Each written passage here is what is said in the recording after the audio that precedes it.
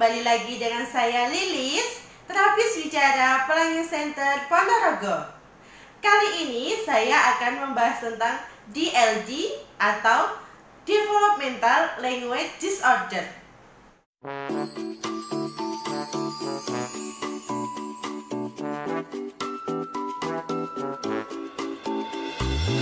Nah, Mams, sekarang kita masuk ke materi ya. Yang pertama adalah pengertian DLD. DLD adalah di mana kondisi anak kesulitan memahami dan menggunakan bahasa lisan yang tidak disertai dengan penyerta lainnya. Salah satu bagian dari DLD adalah gangguan bahasa yang merujuk pada kesulitan bahasa yang berdampak pada kemampuan anak untuk berkomunikasi, belajar, dan berpartisipasi dalam kehidupan sehari-hari.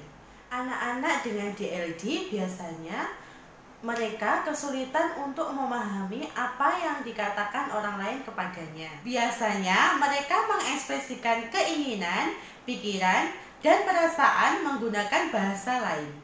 Selanjutnya, penyebab DLD belum dapat diketahui secara pasti, tetapi ada beberapa faktor risiko yang terdiri dari faktor genetik, lingkungan, dan gender. Yuk Mams, kita masuk ke gejala DLD. Gejala yang pertama adalah tata bahasa yang salah. Yang kedua, kosakata yang terbatas.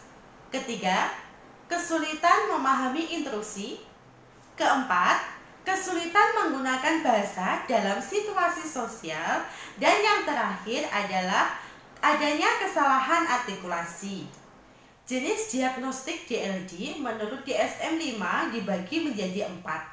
Yang pertama, kemampuan bahasa ekspresif dan reseptif atau keduanya di bawah usia kronologisnya.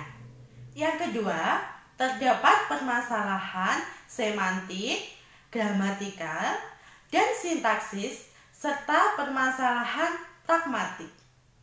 Ketiga, berdampak pada berbagai hal, misalnya berkomunikasi secara efektif. Dan yang terakhir, tidak disebabkan oleh gangguan neurologis atau tingkat intelijensi yang rendah. Prevalensi DLD adalah 1 dari 15 anak. Untuk anak usia 5 tahun, prevalensinya sekitar 7%.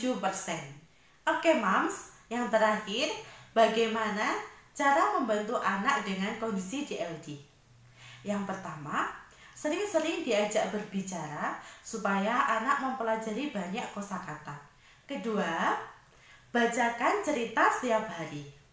Ketiga, bicaralah dengan anak dengan bahasa yang mudah dipahami. Yang keempat, dengar dan jawab ketika anak berbicara. Yang kelima, beri waktu anak untuk menjawab pertanyaan. Dan yang terakhir, jangan jauhkan mereka dari sekolah, karena anak yang menolak untuk sekolah biasanya memiliki kemampuan bahasa yang buruk. Nah Mams, itu tadi penjelasan tentang DLD. Jika ada yang kurang jelas atau pertanyaan, silahkan komen di bawah ya.